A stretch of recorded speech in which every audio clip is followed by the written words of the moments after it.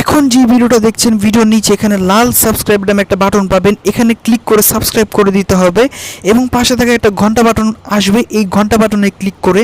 All select করে দিতে হবে এবং এখানে দেখবেন যে লাইক নামে একটা বাটন আছে, এই লাইক বাটনটা তো অবশ্যই একটা ক্লিক করে দিবেন। তারপর কমেন্ট বক্সে চলে যাবেন, কমেন্ট বক্সে গিয়ে আপনাদের সবাইকে লিখতে হবে